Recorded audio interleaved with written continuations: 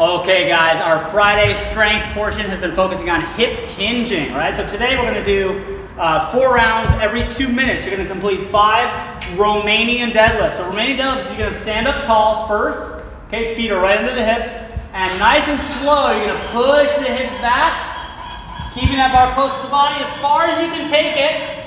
The bar does not touch the ground, so if you have good flexibility, right, the bar might come an inch off the ground. If you really tight hamstrings, it might only go to about here.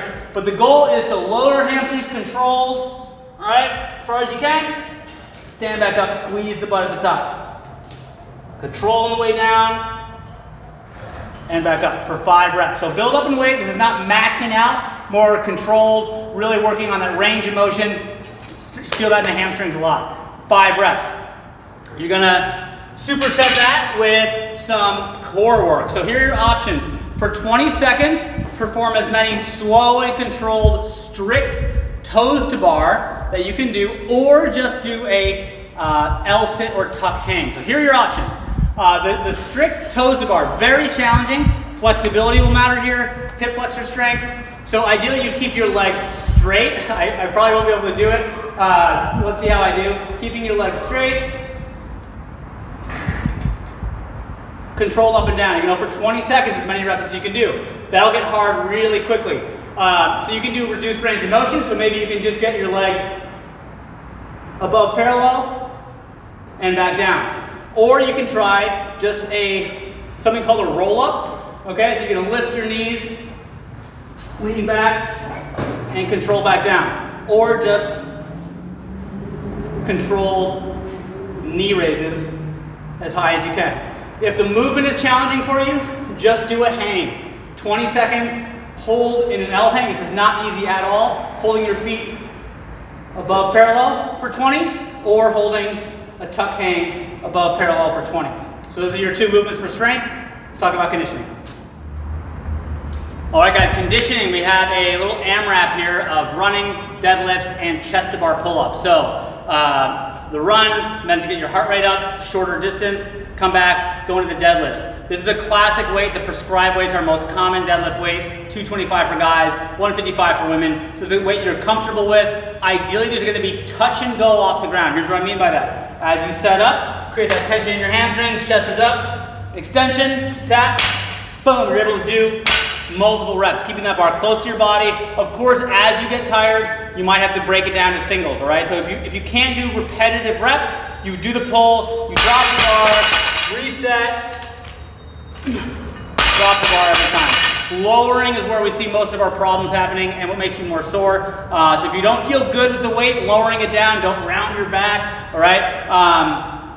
Learning that touch and go is a skill, all right? So as you stand up, right? A lot of people can pull really well, right? But as they come back down, the weight feels heavy. What they end up doing is dropping into their knees, or they kind of come to here and then the weight drops. It ends up out in front of their toes. You really have to focus on using your lats to keep the bar close to your body, and also what's going back. So your lats are going this way, and you trust the strength of your core, push the hips back. So we just went over that in the previous strength portion, the Romanian deadlift, same feeling.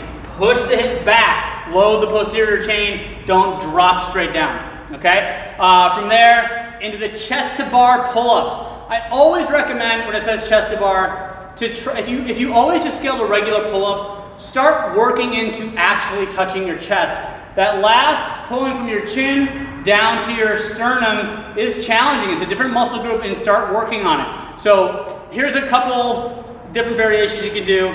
Of course, always we have the rings, right? So you can set up a challenging ring position and really pull as high as you can. Notice I'm pulling my hands basically past my chest, focusing on squeezing my shoulder blades back. So that's a way to get some good volume in, okay?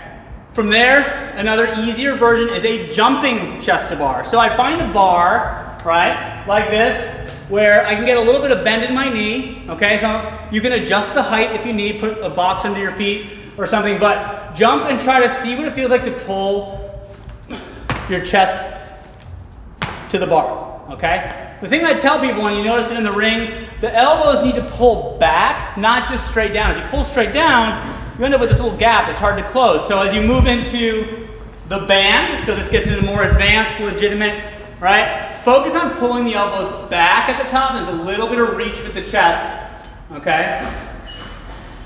So even if you can do regular pull-ups, go to something that feels comfortable to do repetitive repetitions, every rep really trying to get that good range of motion, and over time, you'll be able to do it on your own. So that's our conditioning. We have a little finisher for you guys. Let's go there. All right, guys, our finisher, classic barbell bicep curls. You're gonna do 100 reps. Every time you take a break, you have to do 8 ring rows. So all it is, focusing on getting full extension at the bottom, chest is tall, bicep curl, control all the way back down, okay? Try to avoid swinging it up, okay? This is meant to be light. Again, big set. So the first should feel easy, squeezing, good range of motion, okay? As you get to those later, higher numbers past the 50 set, you start to have to take some rest. So various weighted barbells that we have. If this causes your wrist any weird feeling, feel free to use dumbbells if you want. But every time that you take a break or have to put the bar down, do 8 ring rows. This is for quality, so it's not for time, but as few sets as possible is the idea. So that's it for today, guys. See you tomorrow.